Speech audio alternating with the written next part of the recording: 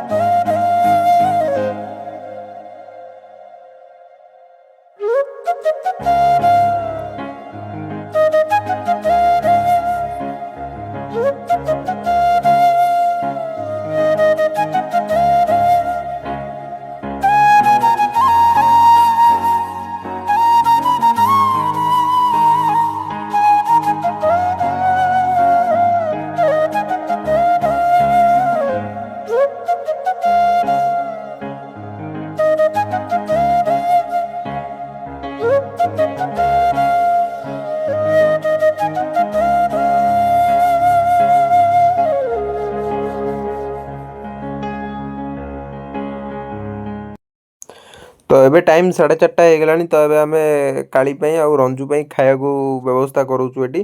तो रंजूर चोकड़ फोकड़ सब पका दिगला। एवं काली की दिहब आउ कालीर छुआ सेपटे देखिपारे। तो कालीर छुआ ना नंदी दिखाई। तो जो मैंने जान थे से जानापी मुझे कहीदे। तो देखो काली आ छुआ ये ठियाई एम खाଇବା दिहब।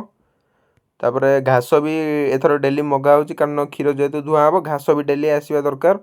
तो घास आसूँ आउ जोड़ाए 3टा आम नंडी भी नहीं जाइचु जोटा कि आपण मैंने नेक्स्ट वीडियो देखा पाइबे। तो देखूँ ये रंजू खाऊँ पुणी एठी तार चोकड़ फोकड़ नंडी फंडी सब पड़ी प्रस्तुत होची कालीर भोजन पाई।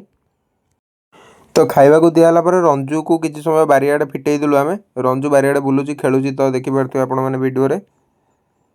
तो सेपटे नड़ा भाड़ी आमर अच्छी आपण मैंने आगुरी देखी। तो देखो रंजू ये कौन खाइब किसी जापारनी आकु आम एपाई देखा देखी कर कारण ये नला पा सब आस पी दौर बोलिकी आम देखा देखी कर पाखे रोच। तो मो पचर आसो सी ना पलैला।